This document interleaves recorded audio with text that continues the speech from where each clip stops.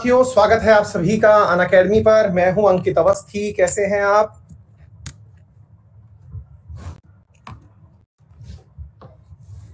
Hopefully आप सभी लोग बहुत अच्छे होंगे, स्वस्थ होंगे और पढ़ने के लिए एकदम तैयार होंगे। All done? परफेक्ट।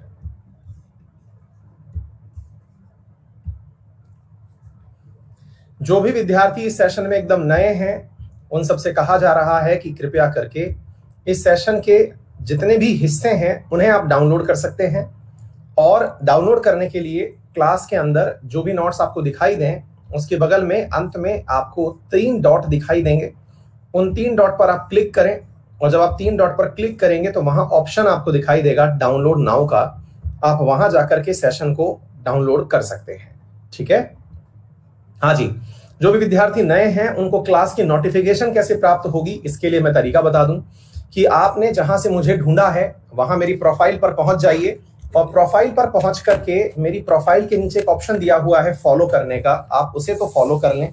तो भविष्य में जब भी कोई मेरी क्लास आएगी उसका नोटिफिकेशन आपको मिल जाएगा। उसके बावजूद भी अगर आपको नोटिफिकेशन नहीं मिलते हैं तो आपको ये वाला जो बैच है जिसको आप आज ज्वाइन कर रहे हैं, ये एक्चुअली पॉलिटी का पार्ट 2 है। पार्ट 1 हम इससे पहले खत्म करा चुके हैं, अब पार्ट 2 शुरू हुआ है तो रिमेनिंग टाइटल्स इसमें खत्म कराए जाएंगे। तो आप वहां से जाकर के इसे एनरोल कर लीजिए, कोर्स में जाइएगा, डिटेल में जाइएगा और वहां पर एनरोल कर लीजिएगा। तो जब भी इसके अंदर कोई क्लास आएगी तो वो आप लोगों को वहां पर प्राप्त हो जाएगी। ठीक है ना? तो जो भी नए विद्यार्थी हैं इनको 2 चीज फॉलो करनी है। प्रोफाइल पर जाकर उसे फॉलो कर लेना है ताकि कोई भी क्लास का अवेयरनेस आ जाए। इसके अलावा कोर्स में जाकर के जहां से आपको ये कोर्स मिला है वहां एनरोल कर ले ताकि जब भी क्लास हो, क्लास से जुड़ी हुई कोई भी सूचना हो तो आप लोगों को प्राप्त ऑटोमेटिक हो जाए। आज का टाइटल है हाँ, मुझसे कब बतिया सकते हो, वो भी नियम सुन लो। इस क्लास में मैं केवल 40 मिनट पढ़ाऊंगा। 40 मिनट पढ़ाने से पहले 5 मिनट जैसे अभी बतिया रहा हूं वैसे बतियाऊंगा। 5 मिनट अंत में क्लास के खत्म होने पर बतियाऊंगा। कुल मिलाकर के इस प्रकार से हमारा समय चलेगा। तीसरी महत्वपूर्ण बात, हर 3 दिन में एक डाउट डिस्कशन सेशन होता है जिसमें कि आप जितना चाहें मुझसे बतिया सकते हैं, आपकी परेशानियां पूछ सकते हैं। अगर उसके बावजूद भी अगर कोई परेशानी रह जाएगी तो हम एडिशनल एक डाउट सेशन रख लेंगे। तो आप बेफिक्र होकर के पढ़ें आराम से। अगर आपको 40 मिनट के दौरान भी बीच में अगर कोई मुसीबत आती है तो मैं जरूर आपसे पूछूंगा कि आपको कोई मुसीबत है तो आप मुझे बताएं। ऐसा नहीं है कि 40 मिनट आप हवाई जहाज में बैठ जाएंगे, नीचे उतरने ही नहीं दिया जाएगा, ऐसा नहीं है। बस कहने का अर्थ इतना है कि क्लास का डेकोरम बनाए रखें। जब क्लास चल रही हो तो उस समय बीच बीच में अपने मन के जो उल जलूल डाउट हैं उन्हें ना पूछें, है ना? जो मतलब संबंधित हैं, समझ में आ रहा है या नहीं आ रहा है, उस तरह की चीजें आप लोग, मैं आपसे पूछता ही रहूंगा बीच बीच में, आप उसकी बेफिक्र होकर के तैयारी करें। ठीक है ना? हाँ जी।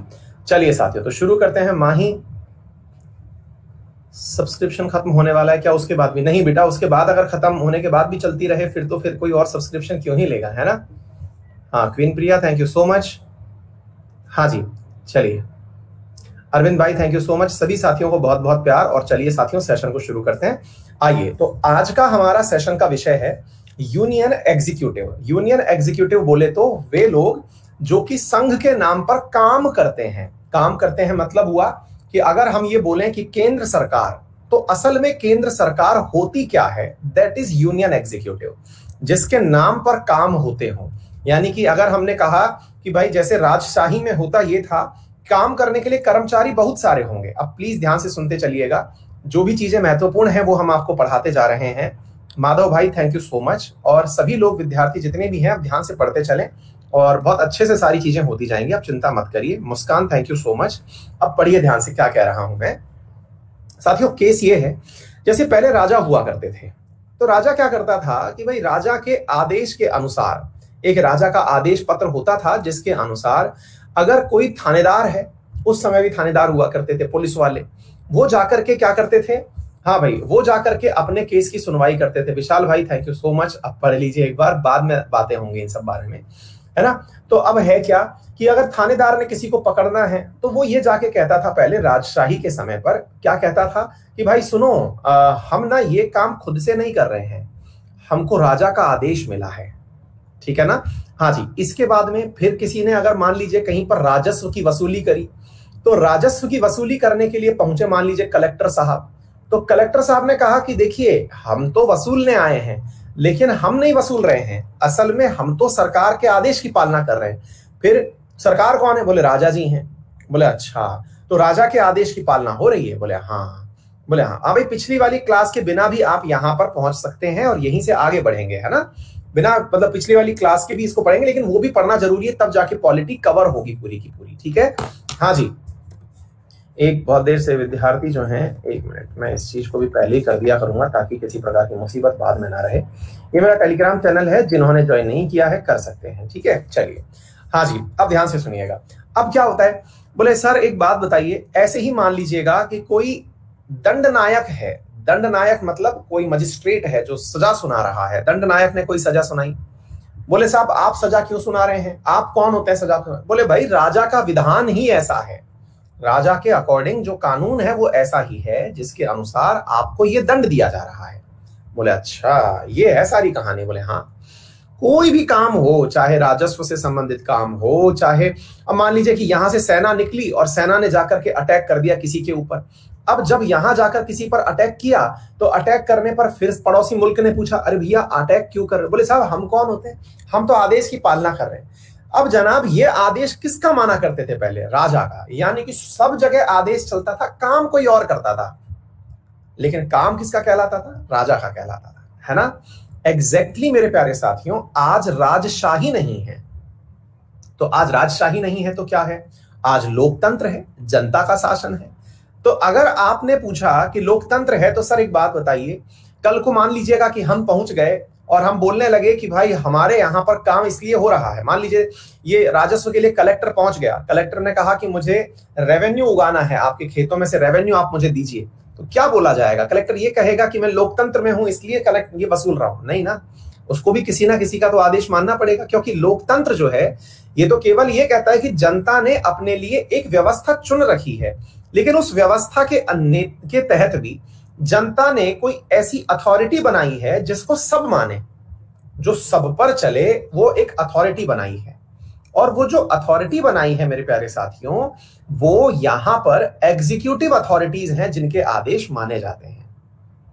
आ गई बात समझ में? बोले अच्छा, तो बोले सर लोकतंत्र में क्या चुना? हमने कहा देखिए, लोकतंत्र भी दो प्रकार का होता है दुनिया के अंदर। कैसा कैसा होता है? एक होता है मतलब एक ऐसा लोकतंत्र जिसमें कि पूरी तरह से नेशन जो है वो रिपब्लिक होता हो। रिपब्लिक होता हो से मतलब है गणतंत्र हो, कोई गणमान्य व्यक्ति जो है वो देश का सर्वे सर्वा हो। या फिर दूसरा क्या हो सकता है? या फिर कॉन्स्टिट्यूशनल मोनार्क हो सकता है। कॉन्स्टिट्यूशनल मोनार्किज्म मतलब राजा तो हो लेकिन वो संविधान से बंधा हुआ हो, जैसा कि यूके के अंदर होता है। बोले अच्छा, तो फिर रिपब्लिक में क्या होता है सर? हमारे यहां राजा तो नहीं है और ना ही राजा के लिए कोई सिर्फ संविधान या विधान है, तो फिर क्या है? हमने कहा हमारे यहां पर रिपब्लिक है, अर्थात हमारे यहां का जो सबसे बड़ा नेता है जिसकी बात मान के काम किए जाते हैं, केंद्र में उस नेता का नाम राष्ट्रपति है। यानी कि यह समझिए कि जैसे पहले राजशाही में राजा हुआ करता था, वैसे ही हमारे यहां पर जो है वो कौन है? हमारे यहां पर राष्ट्रपति है। तो आपको अब यह शब्द समझ में आया कि हम एग्जीक्यूटिव वर्ड क्यों पढ़ रहे हैं। केंद्र में अगर कोई भी केंद्रीय सूची के विषयों पर अगर कोई भी कार्य होगा तो वो राष्ट्रपति के नाम पर होगा। क्या आपको मेरी बात समझ में आ गई? जो भी काम होगा वो राष्ट्रपति के नाम पर होगा। मतलब अगर मान लीजिएगा आप कल को कलेक्टर बनते हैं तो आपको जो लेटर मिलेगा उस पर लिखा होगा राष्ट्रपति कार्यालय की तरफ से। अगर मान लीजिएगा आपको कुछ भी अवार्ड मिलता है तो उसमें एनी टाइम लिखा राष्ट्रपति आएगा। फिर आप कहेंगे सर हमने तो अपने लिए प्रधानमंत्री वाला सिस्टम समझा है, हमने तो मोदी जी को चुना है या हमने तो नहीं चुना, हमने मनमोहन जी को चुना है, फिर राष्ट्रपति कैसे हो रहा है? मैंने कहा भाई आप किसको भी चुनते हो, लेकिन अल्टीमेटली जो हमारा सबसे प्रथम एग्जीक्यूटिव है, इसीलिए इसे प्रथम नागरिक कहा। बोले अच्छा, तो फिर बोले सर राज्य के अंदर राज्य सूची के विषय पर नियंत्रण देने वाला या कार्य करने वाला? मैंने कहा वहां गवर्नर है। गवर्नर आदेश देता है कि साहब यहां पर किस प्रकार के कार्य करेंगे। बोले अच्छा, बोले ये राष्ट्रपति जी और गवर्नर जी वाली बात जो चल रही है इसमें केवल इतना है कि केंद्र के अंदर एक केंद्रीय एग्जीक्यूटिव व्यक्ति है और राज्य के अंदर। अब अगर आप पूछें तो फिर आप पूछेंगे कि सर एक बात बताइए कि एक प्रकार से मान लीजिए कि कल को भारत राजस्थान राज्य के या सॉरी ऐसे चलिए कि भारत के कैबिनेट सचिव को कोई काम करवाना था, तो कैबिनेट सचिव का आदेश नहीं कहलाएगा क्या? वो बिल्कुल कहलाएगा। तो फिर वो कैसे कहेगा आदेश देते समय? तो वो ये कहेगा on the power of delegation from the president of India, यानी कि मैं भारत के राष्ट्रपति के आदेश को आगे बढ़ाते हुए, मतलब अधिकारों का प्रत्यायोजन करते हुए यह कार्य कर रहा हूं, यानी कि on the reference of president सारे काम इंडिया में होंगे। इतनी बात अगर आप समझ गए हैं तो अब स्वागत है आपका यूनियन एग्जीक्यूटिव में। बोले सर ये तो सर्वोच्च व्यक्ति हुआ, और कौन कौन से होंगे? मैंने कहा जो भी भारत में काम कर सकते हैं उनकी चर्चा आपके आज के इस सेशन में आपको आने वाली है। तो जरा देख लीजिए संघ कार्यपालिका में किस किस को शामिल किया गया है। तो सबसे पहले शामिल किया गया है राष्ट्रपति को। फिर भारत में काम करता हुआ कौन दिखता है? तो आंसर है प्रधानमंत्री और काउंसिल ऑफ मिनिस्टर, नंबर 1 पर ये। और तीसरा जो हमने एग्जीक्यूटिव में माना है किसी व्यक्ति को काम करता हुआ, तो वो है वकील भारत सरकार का, that is attorney general of India. ठीक है, तो हम आज इन तीनों ही बिंदुओं के बारे में आपके साथ चर्चा करने वाले हैं। सबसे पहले शुरू करते हैं रामनाथ जी के बारे में जानना। रामनाथ जी के बारे में क्या है कौन ये? तो भाई साहब ये भारत के ही देश के प्रमुख व्यक्ति हैं, पहले नागरिक हैं। चलिए आपसे बड़ा सवाल है, आपने पहला नागरिक मतलब देश का पढ़ लिया तो राष्ट्रपति है, राज्य का पढ़ लिया तो गवर्नर है, जिले का पहला नागरिक कौन होता है? हाँ जी, and is a symbol of solidarity, unity and integrity of nation. इस लाइन का मीनिंग क्या है? हाँ जी, बहुत सारे विद्यार्थियों ने डीएम साहब को लिख दिया, कलेक्टर साहब को लिख दिया। याद रखिएगा हमेशा एक चीज, कभी भी किसी भी जगह का जो प्रथम नागरिक है वो प्रथम नागरिक कोई भी सरकारी व्यक्ति नहीं हो सकता, अर्थात परीक्षा देके आया हुआ नहीं हो सकता, निर्वाचित व्यक्ति ही होगा।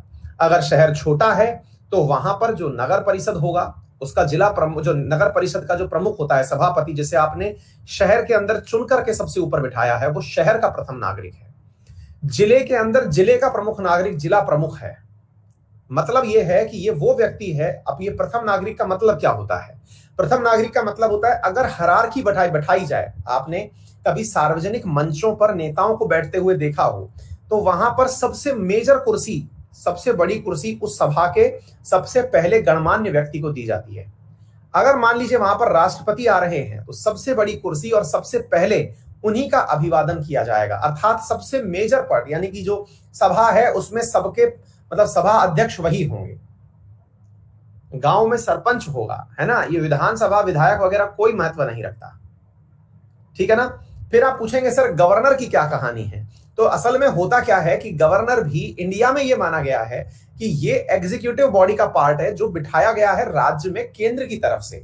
ये कोई सरकारी नौकरी नहीं है, काम पूरा कर रहा है। ठीक है ना। तो साथियों चलिए हम चर्चा करते हैं कोविंद जी के बारे में, क्या क्या बातें हैं आइए थोड़ी जानते हैं। यहां पर इस शब्द का मीनिंग है क्या है, करेंगे बात करेंगे। अभी स्टेट एग्जीक्यूटिव की बात भी आएगी, उसको भी पढ़ाएंगे, लेकिन उसको बीच में ना फंसाएं। मैंने वैसे आपसे सवाल पूछ लिया।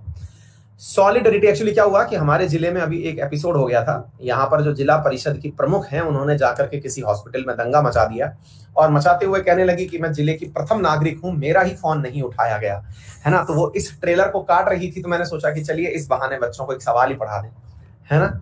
हाँ जी दीपांशु बेटा, तुम जो सवाल पूछ रहे हो ये सवाल हमें नहीं आता, है ना। हाँ बिल्कुल बेटा, अब रहने दो इस सवाल को, हमें नहीं आता यार, सॉरी। आ जाओ। तो सवाल क्या है, आगे बढ़ते हैं साथियों। हाँ जी, यहां पर है एकजुटता, एकता और अखंडता का प्रतीक है ना। अब इन तीनों का प्रतीक है, इसका मीनिंग क्या निकाला जाए? भाई राष्ट्रपति ने एकजुटता कैसे दिखा दी? क्योंकि राष्ट्रपति को चुनता कौन है ना। राष्ट्रपति को चुनता कौन है? तो भाई राष्ट्रपति के चुनाव के अंदर तो अभी पढ़ाएंगे हम आपको, पूरा एक पर्टिकुलर प्रकार से बनाया हुआ सिस्टम होता है जिसे हम कॉलेजियम कहते हैं। पूरी एक व्यवस्था है जो चुनती है, उसमें कौन कौन होगा इसको लेकर के भी सवाल होते हैं, इसलिए पूरा देश इन्वॉल्व होता है। इसलिए वो हमारी एकता का, अखंडता का, कि सब हम एक हैं, इसका परिचायक होता है। चलिए, ये कुछ बेसिक बातें हैं, टेक्निकली इन्हें आपको पढ़ लेना चाहिए। यहां पर कुछ बातें महत्वपूर्ण हैं, जैसे उम्र 35 साल होनी चाहिए। He should qualify the condition to be elected as a member of लोक सभा, ये होना चाहिए। He should not hold any office of profit, यानी कि उसे किसी लाभ के पद पर नहीं होना चाहिए, यानी पहले से ही वो भारत सरकार से तनख्वाह ना ले रहा हो, ठीक है ना। हाँ जी, तो इस प्रकार से वो भारत का नागरिक होते हुए ये सारी योग्यताएं, ये सब मैं टेक्निकली पढ़ाता नहीं हूं, मैं आप ही लोगों को पढ़ने के लिए ये बातें बोल देता हूं। मैं पढ़ाता हूं उन चीजों को जो समझने पर महत्वपूर्ण होती हैं या समझाना जिनके लिए महत्वपूर्ण होता है। जैसे राष्ट्रपति का जो चुनाव है ये इनडायरेक्टली होता है, और जो सबसे ज्यादा सवाल अगर राष्ट्रपति के लिए बनते हैं तो वो बनते हैं उसके इलेक्शन से, उसके पद से हटाने से, जिसे इम्पीचमेंट कहते हैं, उसकी विशिष्ट प्रकार की शक्तियों से, विशेष रूप से जो उसकी क्षमा करने की शक्तियां हैं, पार्डनिंग पावर जो हैं उनसे, है ना। और तीसरा एट मैक्स उसके वीटो के अधिकार से। इन 3-4 चीजों से सवाल बनते हैं राष्ट्रपति के बारे में। बाकी जो जानकारी है ये आप अपनी सुविधा के अनुसार जैसे जैसे मन करे पढ़ लीजिएगा। आइए साथियों, मैं एक एक करके जो महत्वपूर्ण विषय हैं उन्हें समझाने का प्रयास करता हूं। राष्ट्रपति भारत में अप्रत्यक्ष रूप से चुना जाता है। इसका मतलब ये हुआ हमने चुना है उसे, लेकिन हम वोट देने नहीं गए। वोट हमारे बिहाफ पर किन्हीं ने दिया, वो हो सकता है एमएलए थे या एमपी थे, यानी हम तो नहीं थे लेकिन कोई और था। हाँ जी, एक विद्यार्थी हैं मयंक नामक, वो अपना फोन नंबर लिख रहे हैं। बेटा ये मतलब वो मैं कहूंगा बुरा मान जाएंगे, आप ऐसा ना करें, कृपया करके ऐसा ना करें, है ना। फोन नंबर ना लिखें, अदरवाइज मतलब हमारी क्लास में भी कई पेशाब घर के पिकासो हो सकते हैं जो आपके फोन नंबर को कहीं लिखाएंगे और फिर आप मुसीबत में फंस जाएंगे, है ना। रहने दीजिए, ये तरीका ठीक नहीं है। आप हमसे बात करना चाहते हैं, ये मेरा टेलीग्राम चैनल है, आप इस पर जाएं, यहां जाकर के पूरा डिटेल दिया हुआ है, उस पर आप कांटेक्ट मुझसे कर सकते हैं, है ना। ऐसे ना करें क्योंकि पिकासो की कमी नहीं है। हाँ जी, फिर यहां पर क्या है साथियों, इलेक्टोरल, तो इसमें पहली बात अप्रत्यक्ष रूप का मतलब क्या है। तो अप्रत्यक्ष रूप का मतलब क्या होता है, इस बात को ध्यान से समझिए कि मैंने और आपने राष्ट्रपति के चुनाव में वोट नहीं डाला, लेकिन मैंने मेरा विधायक चुना था, मैंने मेरा सांसद चुना था। वो लोग राष्ट्रपति के लिए वोट दिए थे, लेकिन विधायक और सांसद वो तभी बन पाए थे जब मैंने उन्हें बनाया था। दैट मीन्स मैं डायरेक्टली तो नहीं लेकिन इनडायरेक्टली राष्ट्रपति के चुनाव में इन्वॉल्व हूं। क्या आपको मेरी बात समझ में आ गई? नंबर एक बात। आगे दूसरे की तरफ बढ़ते हैं। बाई इलेक्टोरल कॉलेज, अब ये इलेक्टोरल कॉलेज क्या होता है ये हम सिखाएंगे। ये पूरी तरह का कॉलेजियम व्यवस्था है, लेकिन इसको थोड़ा बड़ा कर दिया गया तो कॉलेज बोल दिया गया है, चर्चा करेंगे। According to secret ballot by, अब ये सीक्रेट बैलेट का मतलब क्या है, आप बताते नहीं है कि आपने किसको वोट दिया है। तो आप पूछेंगे तो कौन बताता है गुरुजी कि किसको वोट दिया है? अरे भाई, संसद में जब बिल के ऊपर वोटिंग होती है तो कई बार ध्वनि मत से बिल पास किया जाता है। वहां पर नेता लोग बोलते हैं हाथ उठा के, हम समर्थन में हैं, हम विपक्ष में हैं। तो इसका मतलब भारत में ओपन बैलेट भी होता है। तो राष्ट्रपति के केस में सीक्रेट बैलेट का उपयोग किया जाता है। चलिए आगे बढ़ते हैं। सिस्टम ऑफ प्रोपोर्शनल रिप्रेजेंटेशन, इसका मतलब क्या हुआ? प्रोपोर्शनल का मतलब यह हुआ, इसको थोड़ा सा समझने की आवश्यकता है। भाई आप में से सवाल पूछा गया, बोले सर मैंने भी चुना था क्या राष्ट्रपति को? हमने कहा बिल्कुल चुना। सर मैंने कैसे चुना? मैंने कहा अप्रत्यक्ष रूप से चुना। बोले सर ये तो मेथड हुआ, लेकिन मेरा वोट महत्व रखा कि नहीं रखा? मैंने कहा यार देखो, राष्ट्रपति के लिए ना वोट बड़े फिक्स करके रखे गए थे कि यार इतने ही वोट काउंट किए जाएंगे टाइप से, लेकिन हमारे देश की जो जनसंख्या है इसको हिस्सों में बांट दिया। बोले कैसे? मैंने कहा यार 543 आपके सांसद हैं विधानसभा उसके अंदर, लोकसभा के अंदर, ऐसे ही 245 राज्यसभा के अंदर, फिर हर राज्य की विधानसभाओं के अंदर जितने भी निर्वाचित व्यक्ति हैं वो वोट देने जा रहे थे। तो जो वोट देने जा रहे थे तो वोट देते समय अभी इनमें से भी छटनी होगी, अभी कौन कौन नहीं जाएगा वो भी हम बताएंगे, लेकिन ये सब वोट देने जा रहे थे तो पूरी जनसंख्या को डिवाइड कर दिया इन लोगों की कुल संख्या से। तो आपके एक वोट की कीमत निकल के आ गई कि हाँ हमारे नेताजी का एक वोट 10,000 भारतवासियों के बराबर है। मान लीजिए एक उदाहरण के रूप में मैं चर्चा करूं कि मान लीजिए कि भारत में सांसदों की संख्या लगभग 700 है ना, एक बार के लिए लगभग राउंड फिगर में लेके चल रहे हैं। और अगर हम ये माने कि 28 राज्य प्लस 2 यूनियन टेरिटरी जिनके पास में मतलब विधानसभा है, हम औसत भी मान करके चलें कि भारत के अंदर 150 के आसपास अगर सांसद मतलब विधायक हैं औसत लेके चल रहे हैं, जिसमें यूपी जैसा राज्य भी है, जिसमें गोवा जैसा राज्य भी है, हम एक औसत पकड़ के चलें, और भी आपका ना मेरा 125 पकड़ लेते हैं, चलिए बहुत सारे छोटे राज्य भी हैं, ठीक है। हमने कुल 30 गुणा कर लिया, 28 + 2 30 के साथ में मल्टीप्लाई कर लिया, तो भैया ये 5 × 15, 12 × 36 और 37, ये लगभग इतने विधायक हमारे पास हो गए। क्या आपको मेरी बात समझ में आ रही है? तो इतने विधायक हमने यहां से पकड़ लिए, और 700 के आसपास ये, तो लगभग हम पकड़ लिए कि 4500 के आसपास लोग वो हो गए जो वोट देंगे। अभी मैं बताऊंगा कि एग्जैक्टली कौन वोट देगा, लेकिन एक बार के आसपास हम ये पकड़ लेते हैं राउंड फिगर में कि इतने लोग जो हैं वो राष्ट्रपति का मतदान करेंगे, क्योंकि विधायक भी देते हैं और सांसद भी देते हैं। अब भारत की आबादी है 135 करोड़। अब 135 करोड़ तो वोट वैसे भी एलिजिबल नहीं है। 18 साल से ऊपर के लोग वोट के लिए एलिजिबल हैं, तो हम 18 साल से ऊपर की अगर आबादी मान के चलें, तो मान लीजिए 60 करोड़ की आबादी है ना। टेक्निकली तो ये 135 करोड़ का ही प्रतिनिधित्व कर रहे हैं, लेकिन आप मान के चलें कि इतने लोगों की वजह से इतने लोग चुन के आए थे।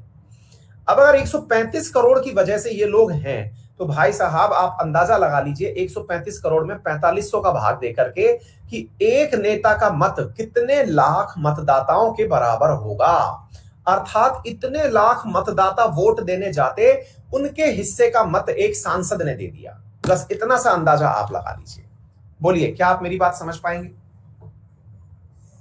बताएं, क्या आप मेरी बात समझ पाएंगे? मैं कहना राउंड फिगर में चाह रहा हूं कि वोट की कीमत क्या है। वोट की कीमत यह है कि इतने सारे लोगों का रिप्रेजेंटेशन किया।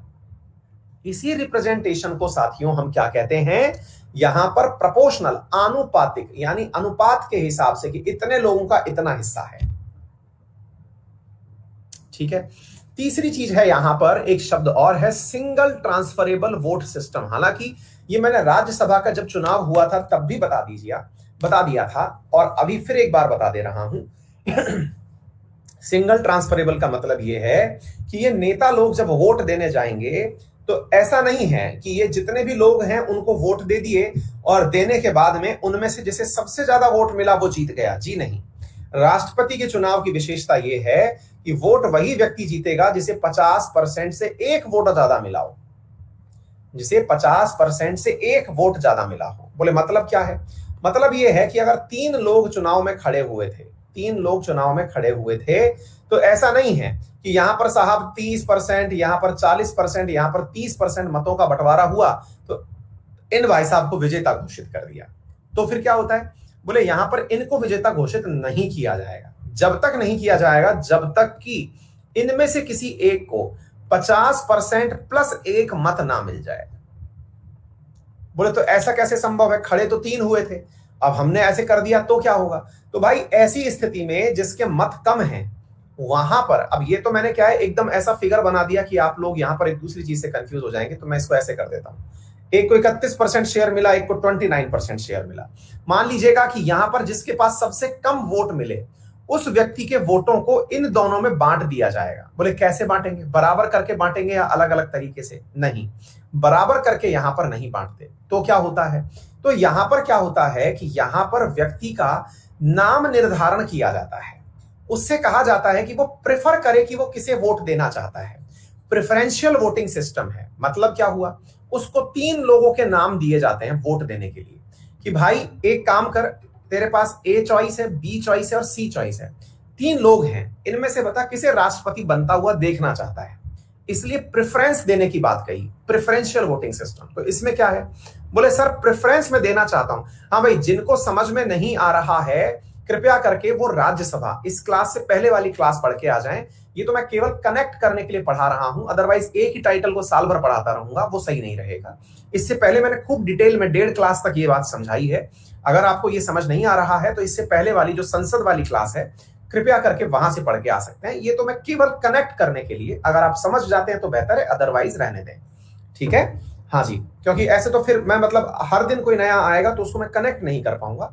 तो आप कृपया करके इसे जस्ट पहले वाली मैंने एक क्लास खत्म की है, वहां से आप इसे सीख के आ सकते हैं। और अगर पेशेंस के साथ सुनेंगे तो अभी भी सीख जाएंगे।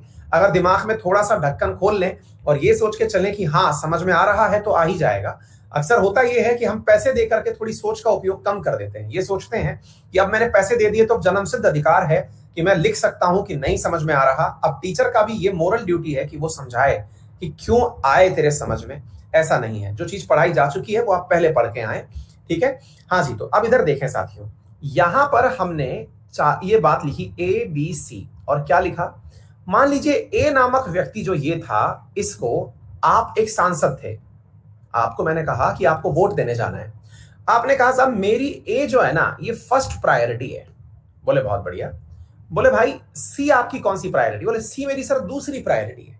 बोले ठीक है, और बी आपकी? बोले ये मेरी तीसरी प्रायोरिटी। अच्छा, तो मान लीजिए 100 मतदाता वोट देने आए थे, तो 100 मतदाताओं से तीनों के लिए वोट डलवाए गए। 100 मतदाताओं से तीनों के लिए वोट डलवाए गए। कहा गया कि ए के लिए भी वोट डालो, बी के लिए भी वोट डालो, सी के लिए भी वोट डालो। मतलब पेपर एक ही है, उस पर आपको लिख देना है। आई बात समझ में? बोले अच्छा, तो बोले सर एक ही पेपर में हमको तीनों के बारे में लिख देना है। हमने कहा बिल्कुल लिख देना है। तो यहां पर मैडम जी क्लास में हूं, क्लास के बाद कॉल कर रहा हूं, है ना। तो यहां पर तीनों के हिसाब से हमने इन तीनों को वर्गीकृत किया। बोले सर मान लीजिएगा कि लोगों ने सबसे ज्यादा ए के पक्ष में मतदान किया, तो नंबर ए के बारे में आपने प्रेफरेंस दे दिया। सर मान लीजिए बी के बारे में प्रेफरेंस दिया, तो बी के बारे में दे दिया। बोले सर सी को सबसे कम लोगों ने पसंद किया, 29% लोगों ने ही पसंद किया, अब क्या कीजिएगा? मैंने कहा अगर 29% ने पसंद किया ना, तो उनसे पूछा जाएगा कि तुमने प्रेफरेंस सी को नंबर 1 पर कितनों ने दिया था। उन 29 लोगों से पूछा जाएगा कि सी तो अब चुनाव में रहे नहीं, कृपया करके ए और बी के बारे में बताएं। तो ए और बी के बारे में इनके द्वारा कही गई जो प्रेफरेंस है वो यहां डिस्ट्रीब्यूट कर दी जाएगी। फिर से समझिए, आपके सामने 3 व्यक्ति हैं, ये 3 व्यक्ति हैं जिनका नाम है ए बी सी। इनका होना ना होना बराबर है। ए बी सी हमने 3 व्यक्ति दे दिए, इनका होना ना होना आपके लिए बराबर है। आपका मतलब है केवल इन 100 वोटों से 100 वोट जो हैं हमने इस प्रकार से डलवाए। कैसे डलवाए? एक प्रकार का ऐसा वोटर लिस्ट था। ये 3 प्रकार के रिजल्ट निकल के आए। 3 प्रकार के रिजल्ट क्या निकल के आए? पहला रिजल्ट निकल के आया, ये पहली दूसरी तीसरी, पहली दूसरी तीसरी, पहली दूसरी तीसरी, ये प्राथमिकताएं हैं। अगर ए व्यक्ति को किसी ने पहली प्राथमिकता ए को धरी, ये केस 1 है। 3 ही केस हो सकते हैं। केस 1 कहता है कि पहली प्राथमिकता ए को दी गई थी। केस 2 कहता है कि पहली प्राथमिकता बी को मैंने भरी थी। केस 3 है जो कहता है कि सर मैंने पहली प्राथमिकता जो है वो सी को दी थी। तीनों ने प्राथमिकताएं दे ली। अच्छा, अब इनके पास ऑप्शंस क्या थे? इनके पास ऑप्शंस थे कि हो सकता है कि इन्होंने दूसरी प्राथमिकता बी को दी हो, तीसरी प्राथमिकता सी को दी हो। हालांकि इसमें भी एक और पॉसिबिलिटी है, वो भी हम बना देंगे, लीजिए आपकी सहूलियत, लेकिन वो बहुत लेंथी हो जाएगा। फिलहाल के लिए रुकिए, फिर हम चर्चा कर लेंगे। इसमें भी पॉसिबिलिटी है, किसी ने सेकंड प्राथमिक बना ही देते हैं, नहीं तो क्या ही फिर मेरा कान खाएंगे। ये लीजिए एक और केस बना दिया मैंने आपको, केस 4 बना दिया। केस 4 क्या है और वो क्या है? मैंने कहा पहली प्राथमिकता तो ए था, दूसरी प्राथमिकता सी है और तीसरी प्राथमिकता बी है। चलिए हो गया केस खत्म। इससे बना दिया हमने एक और केस, इससे भी बना देते हैं एक और केस। इसने क्या किया? ए और सी को ऐसी प्राथमिकता दिया था। एक और केस इससे बन सकता था, और वो क्या था? वो ये था कि पहली प्राथमिकता तो बी ही थी, सेकंड पे किसी ने सी को भरा था और थर्ड पर किसी ने बी को भरा था। अरे बोलो ये हो सकता है कि नहीं हो सकता? बताओ, ये हो सकता है कि नहीं हो सकता? ये केस नंबर हो गया 5। अब केस नंबर 6 की भी बात कर लेते हैं। केस नंबर 6 ये है जहां पर पहली प्राथमिकता तो सी ही था, दूसरी प्राथमिकता पर बी था, तीसरी प्राथमिकता पर ए था। बोलिए, ये सारे के सारे मैंने 6 की 6 केस ले लिए। ये केस नंबर 6 हो गया। अच्छा, अब आप कहना क्या चाहते हैं? मैंने कहा भाई मैं ये जानना चाहता हूं कि ए के पक्ष में इन बैलेट में कितने लोगों ने मतदान किया।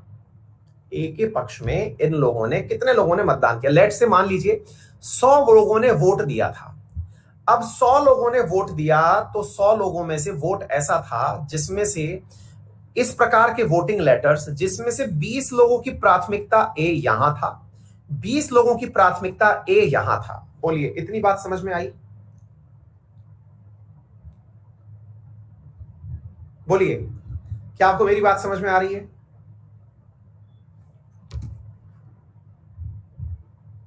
ये आपको मेरी बात समझ में आ रही है?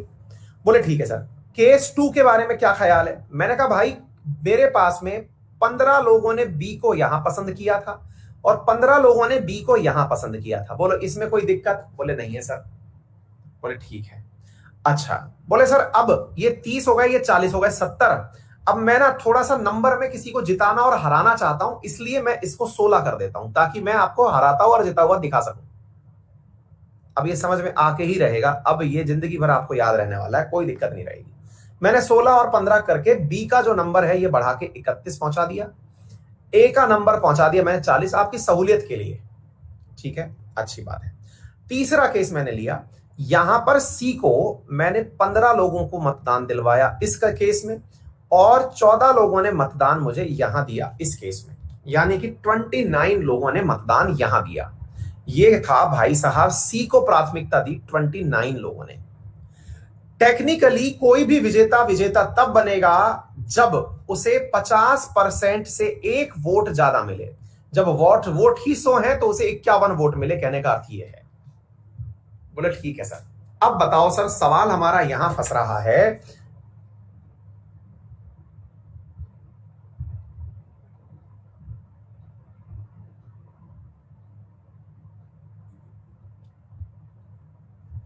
हाँ जी इधर देखें आप, यहां पर 50% प्लस 1 की अगर हम बात करते हैं तो यहां पर क्या मुद्दा है, थोड़ा सा इसके ऊपर विचार करें और फिर आप पहचानेंगे। देखिए तो है क्या, ये जो 40% की कहानी थी ये तो मैं आपको समझा दिया था। अब मुझे इस 31 वाले से रोड़ा नहीं है क्योंकि ये सेकंड नंबर पर रहा, लेकिन थर्ड वाले से दिक्कत है। थर्ड वाले से दिक्कत यूं है क्योंकि इस केस में इन लोगों ने 15 लोगों ने अपनी पहली प्राथमिकता तो किसको दिया था? सी को दिया था, लेकिन इनकी दूसरी प्राथमिकता ए है। इनकी दूसरी प्राथमिकता क्या है? ए है। चूंकि सी वाला हार चुका है, इस लाइन से आउट हो चुका है, तो सी के वोट हो गए 0, लेकिन 29 लोगों के वोट 0 नहीं हुए। तो बोले सर फिर क्या हुआ? तो उन 29 लोगों से पूछा गया आपकी दूसरी प्राथमिकता बताओ। उनने कहा सर हमारी दूसरी प्राथमिकता, 15 लोगों ने कहा कि हमारी दूसरी प्राथमिकता तो सर ए थी, क्योंकि 15 ही थे ना यहां। 14 लोगों ने कहा हमारी दूसरी प्राथमिकता तो बी थी सर। बोले अच्छा, तो बस हो गया इलाज। ये 15 जुड़े इस 40 के साथ, हो क्या गया? 40 प्लस 15, ये लीजिए हो गए 55। विजेता घोषित हो गए ए। जिन्हें समझ में आ गया हो थम्स अप कर दें।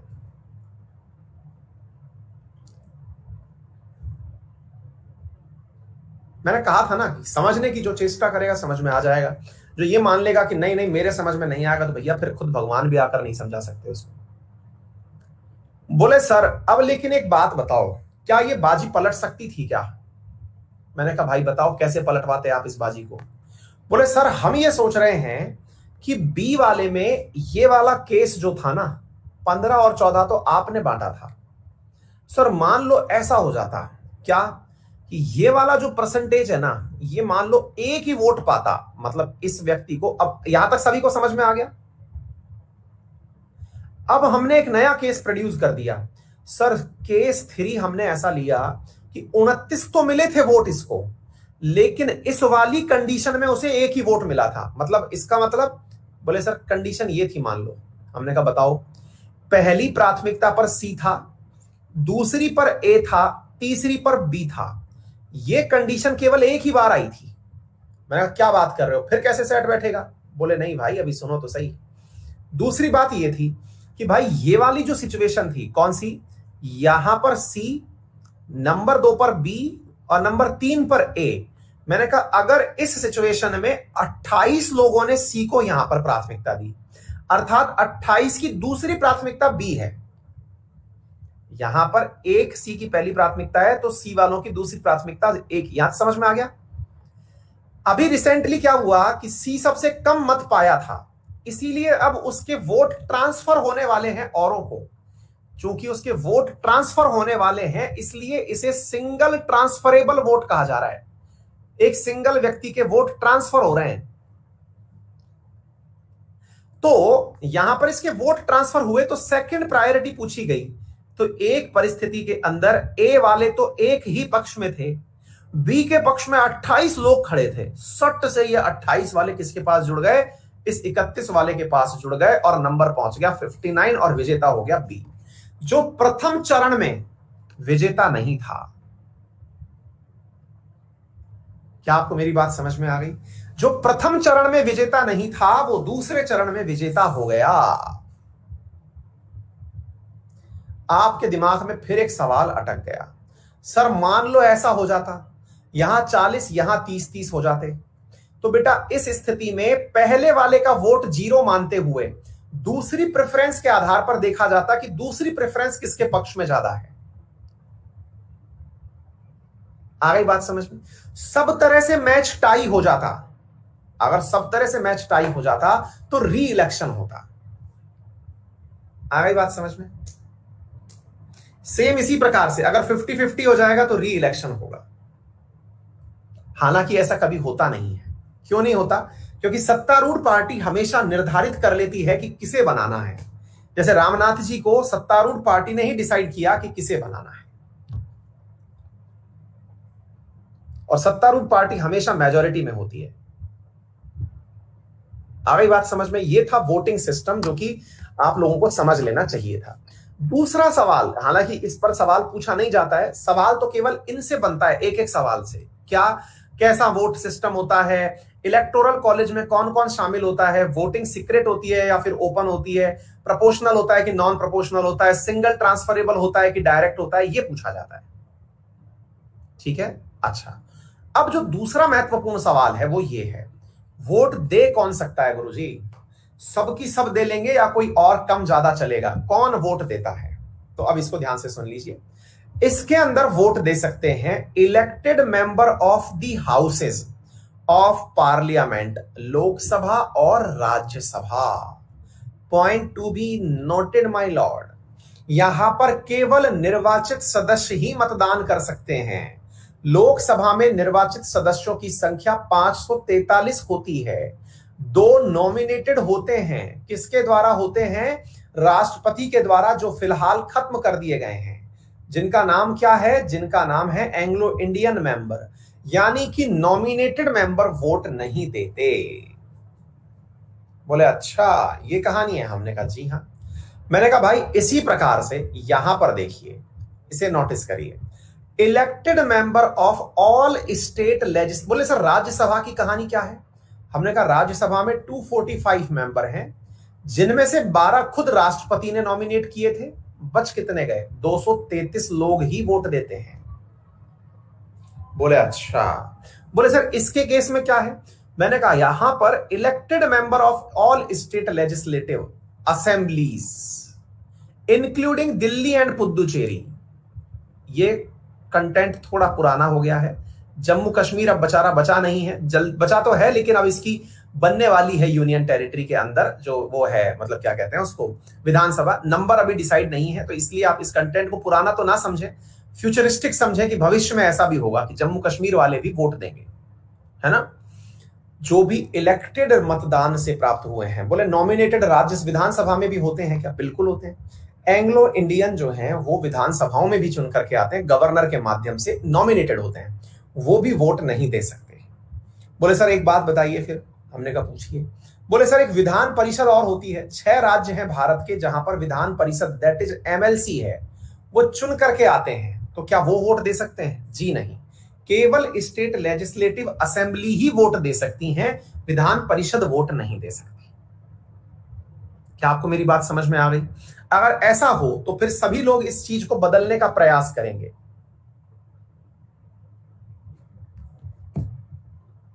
क्लियर? यहां तक किसी भी प्रकार की कोई दिक्कत मुसीबत हो तो बताएं। डन हो गया? वोट की वैल्यू का मीनिंग मैंने समझा दिया आपसे, वोट की वैल्यू कोई निकलवाएगा नहीं। वोट कैसे होता है ये मैंने सिखा दिया। टेन्योर इनका 5 साल का होता है, ये आपको बताने की आवश्यकता नहीं है। अब आती है साथियों राष्ट्रपति की शक्तियां क्या होती हैं, राष्ट्रपति क्या करता है, क्या कर सकता है। तो साथियों राष्ट्रपति की शक्तियों को हमने कुछ इस प्रकार से वर्गीकृत किया है। कैसे? Legislative, executive, judicial, financial, diplomatic, military और इमरजेंसी। हाँ जी, क्या विद्यार्थी बोल रहे हैं माइंड फुल हो गया है? कोई बात नहीं, मैंने इसीलिए कुछ कंटेंट आप लोगों के लिए पढ़ने के लिए दिया है। मतलब जो रीडिंग लगाने वाला पार्ट है वो आप लगाएं, जो समझने वाला पार्ट है वो मैं समझाऊंगा, है ना? हाँ जी, तो अब एक एक करके हम बात करेंगे कि किस किस की कौन सी शक्ति हैं। इनमें भी सबसे महत्वपूर्ण बात है उसकी न्यायिक शक्तियों के बारे में, जो कि आपको महत्वपूर्ण रूप से पता होनी चाहिए। हाँ जी, financial power, military power, veto power, impeachment, ये सारी चीजें आपको पढ़ाई जाएंगी। बहुत ही अल्टीमेट कंटेंट है, मतलब इसके अलावा राष्ट्रपति के बारे में कहीं और से कुछ भी पढ़ने की आवश्यकता नहीं है। सवाल है कि राष्ट्रपति जब बना ही दिया गया है तो इसे पावर भी दी गई होंगी। मैंने कहा बिल्कुल दी गई होंगी। तो इन शक्तियों का बंटवारा किस आधार पर किया गया?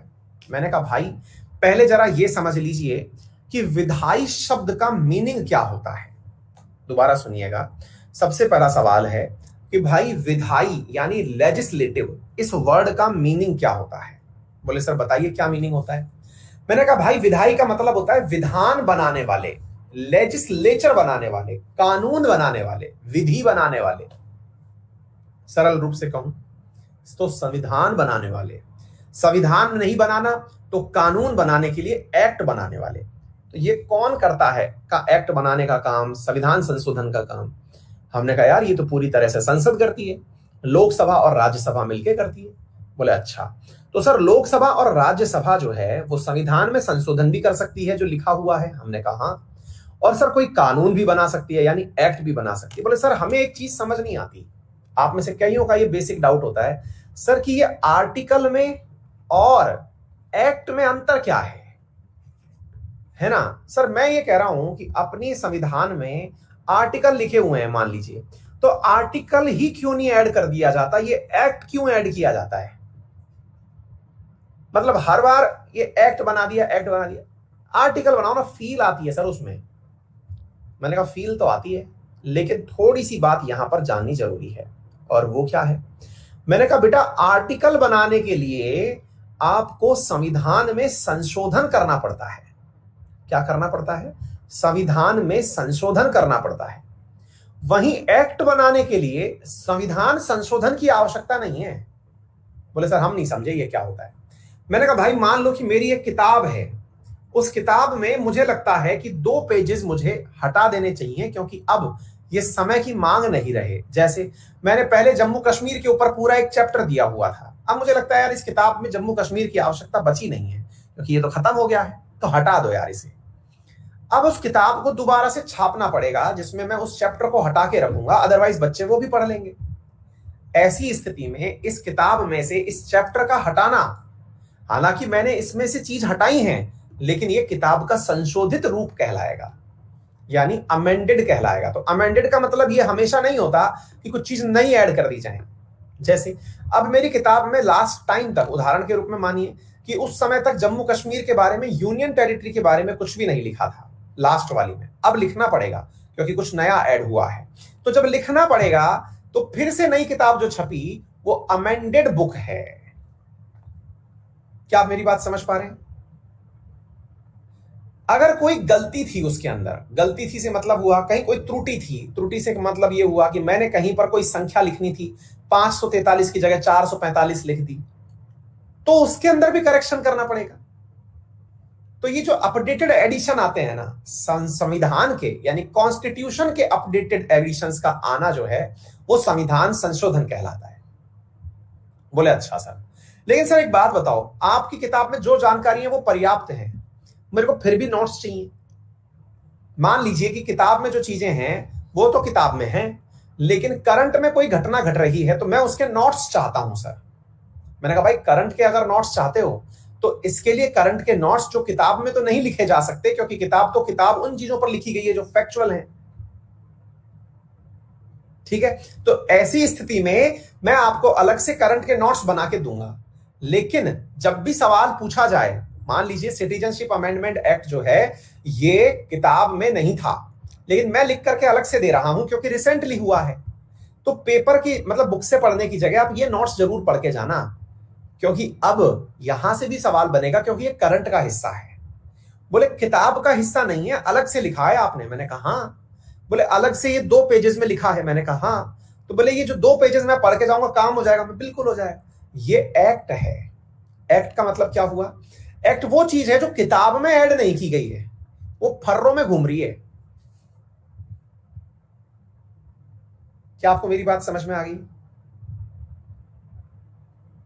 क्या आपको मेरी बात समझ में आ रही है? मतलब एक्ट जो है वो संहिताबद्ध नहीं की गई है, उसको कानूनी रूप से जो है उस बुक में ऐड नहीं किया गया है, उसको एडिशनल कंटेंट के रूप में दे दिया गया है। लेकिन इसका मतलब ये नहीं है कि वो एडिशनल की वैल्यू नहीं है। परीक्षाओं में आता है, देश में तो चलता ही वही है। आ गई बात समझ में? तो एक्ट और आर्टिकल में अंतर क्या है? किताब में जो आया वो आर्टिकल के नाम से आएगा, और जो खुले पन्नों में आएगा वो एक्ट के नाम से आएगा। एक्ट बनाना आसान है, किताब बनाना आसान थोड़ी है। किताब बनाने के लिए भैया बहुत लोग जुटाने पड़ते हैं, बहुत कुछ इकट्ठा करना पड़ता है, संसाधनों की आवश्यकता होती है, छपाई होती है, प्रिंटिंग होती है, सब होती है। लेकिन एक्ट में क्या है? खटाखट पकड़े और लिख दिए। एग्जैक्टली आर्टिकल और एक्ट की भी यही मुसीबत है। आर्टिकल लिखने के लिए आपको भैया पूरी की पूरी संविधान सभा को बुलाना पड़ता है, वापस से संसद को बुलाना पड़ता है। तरीके हैं उसके, संविधान संशोधन के अलग अलग नियम हैं, वो भी चर्चा किए जाएंगे। लेकिन एक्ट के मामले में तो यह है कि बस कोरम की पूर्ति हो रही हो, 55 लोग आए हों और बहुमत से कह दें कि ये पास है तो पास है। यानी एक्ट तुलनात्मक रूप से जल्दी बनते हैं। ये मैंने डिफरेंस, मेजर डिफरेंस बताए हैं। ऐसा नहीं है कि एब्सोल्यूट डिफरेंस यही है। कई आर्टिकल्स भी ऐसे ही ऐड कर लिए जाते हैं। संविधान में संशोधन भी कई बार साधारण बहुमत से हो जाता है, लेकिन मैं एक सिंपल तरीके से आपको बता रहा हूं कि ये क्या है। एक्ट के माध्यम से जो भी चीजें आती हैं वो स्टेटवरी कहलाती हैं, और जो आर्टिकल के माध्यम से आती हैं वो कॉन्स्टिट्यूशनल कहलाती हैं। क्लियर? फिलहाल के लिए इतना ही, समय सीमा समाप्त हुई। इसके बाद में फिर मुलाकात करेंगे आपसे। किसी को किसी भी प्रकार की समस्या हो, कमेंट बॉक्स में आप मुझे बता सकते हैं। अन्य जानकारी के लिए हम लगातार आपसे जुड़े हुए रहेंगे ही। जो पढ़ाया है उसमें कोई दिक्कत हो तो बताइएगा, अदरवाइज नहीं।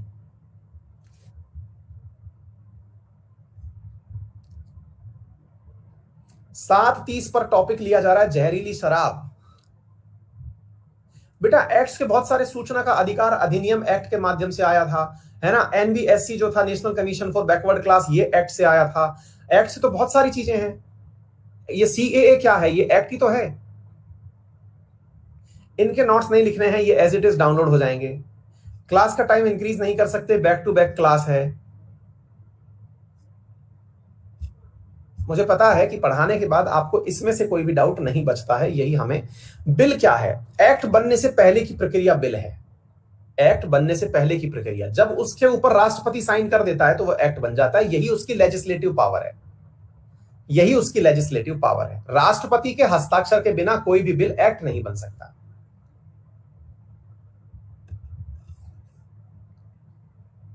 ठीक है?